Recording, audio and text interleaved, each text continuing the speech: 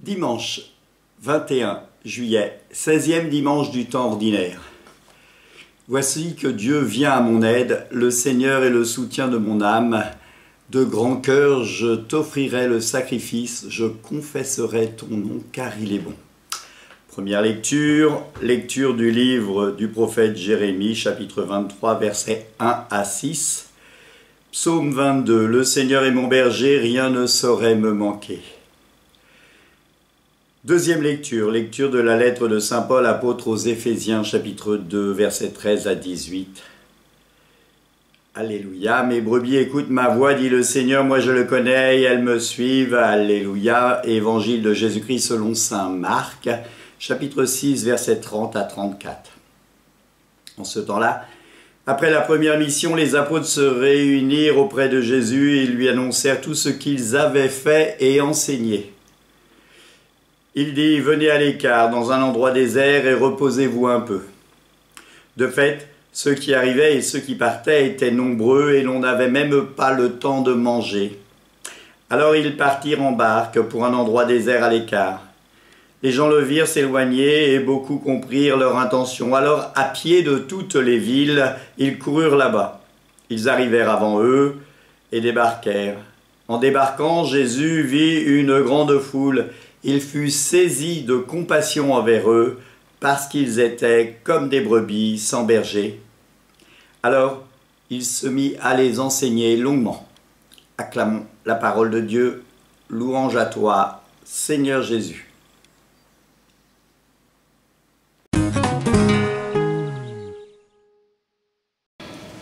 Mes frères, quand on lit ces textes, on peut soit se dire que la première lecture était écrite pour quelqu'un d'autre, le peuple du temps de Jérémie, et cela ne me concerne pas, soit on se dit que ces textes ont toujours valeur et ont toujours raison d'être lus, médités et mis en pratique. Alors, est-ce à dire que je serais un mauvais berger? Peut-être. Est-ce à dire que j'aurais des défauts? Sûrement. Mais est-ce à dire que nous ne sommes pas tous invités à être témoins de l'amour du Christ? C'est ce que nous rappelle la deuxième lecture. La première lecture nous dit qu'il y aura un germe de David, et on sait que le germe de David, c'est le Christ, qui, dans sa venue, relie les Juifs et les païens pour faire une paix infinie. Et il nous invite, le Christ, dans Matthieu, à aller de toutes les nations, enseignez-les et baptisez-les au nom du Père, du Fils et du Saint-Esprit. Alors on est tous invités à prendre ces textes avec une réflexion personnelle, particulièrement le pasteur que je suis, puisqu'il m'est donné charge d'âme. Alors en relisant ça, je me dis, tiens, il y a quelque chose que je faisais d'habitude et que je n'ai pas réussi à faire en 2 années de présence ici, c'est-à-dire l'enseignement biblique.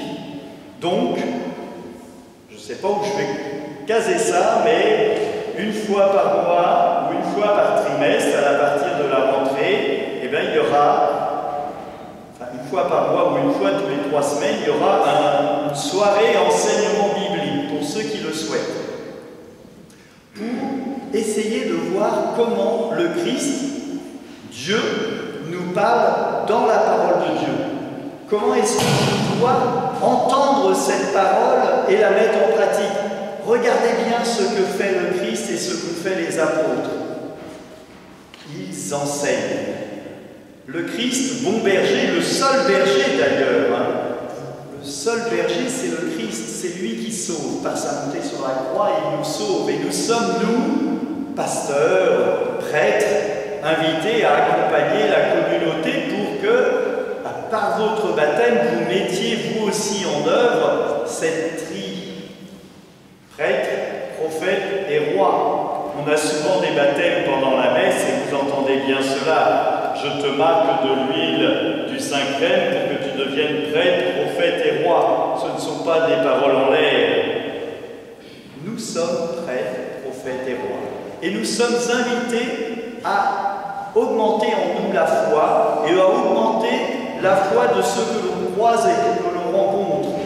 Et en faisant venir nos amis, nos frères, etc., dans l'Église, dans la communauté, nous leur permettons d'entendre la bonne parole. C'est déjà bien, la messe du dimanche. Mais est-ce que cela suffit pour nourrir ma foi? Je n'en suis pas sûr. Parfois, et c'est ce qui m'a été demandé tout à l'heure sur mon live TikTok, je voudrais aller à la messe, et bien je conseille d'aller à une messe de semaine. Parce que la messe de semaine, c'est pas qu'elle est mieux, non. C'est parce que quand on n'a pas l'habitude, commencer par une messe un peu plus courte et dans un cadre un peu plus intimiste, permet d'avoir une relation avec son voisin, de parler à la fin. En plus, ici, le matin, on va boire le café, donc c'est pas mal. Mais comment est-ce que je peux entrer petit à petit en relation avec le Christ? Si je n'ai pas l'habitude et que je mets une grande célébration où les gens sont perdus, là ça pose question. Les gens vont dire, moi j'y comprends bien à la messe, je ne veux plus y aller. Et si je me retrouve dans une messe où on est 15, 20, et que le voisin voit que je suis perdu et qu'il me tend le livre ou qu'il me fait voir la page, comme c'est arrivé tout à l'heure pour ici et là, savoir que je vois tout ce qui se passe dans l'Église. Eh bien, c'est ça être fraternel. Comment, quand je reprends ce texte, eh bien, je peux entrer avec le Christ, eh bien, dans cet amour de Dieu. Comment est-ce que je peux modifier ma vie antérieure pour qu'elle soit en concordance avec, ou en tout cas en essayant d'être en concordance avec la vie du Christ, parce que nous sommes invités à mettre nos pas dans les pas du Christ. Alors est-ce que je connais le Christ? Est-ce que le Christ pour moi est quelqu'un? D'ailleurs, qui est-il pour moi? Le Christ dira à un moment donné, pour les gens qui suivent, qui est le Fils de l'homme? Pour les gens, qui est le Fils de l'homme? Certains diront un prophète, Jérémie. Et puis il se tournera vers ses disciples, vers sa garde rapprochée, il dira, et pour vous, qui suis-je? Pierre dira, tu es le Fils de Dieu, le Fils du Dieu vivant. Et le Christ dira, c'est bien l'Esprit Saint qui t'a offert cela. Alors, la Trinité, c'est aussi quelque chose qui nous pose question. Nous croyons en un Dieu trinitaire, qui se communique en lui-même, qui n'a pas besoin de nous pour parler, qui n'a pas besoin de nous pour échanger, mais qui a voulu que nous soyons là, non pas par besoin, mais par amour.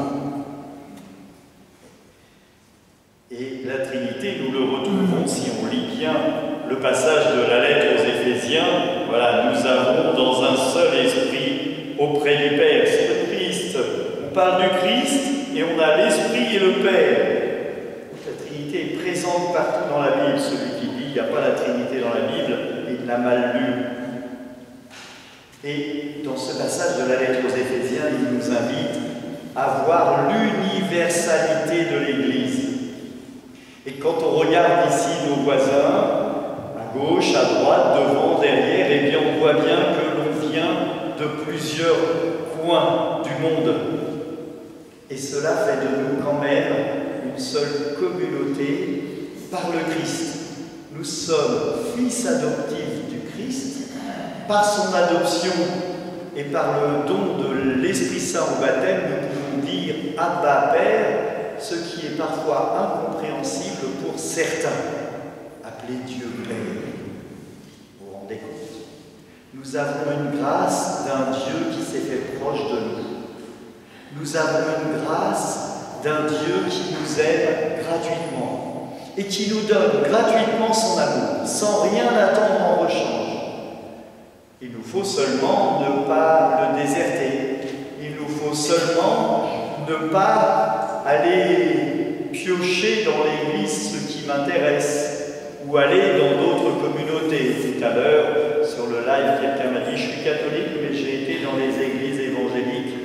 parce que X ou Y raison.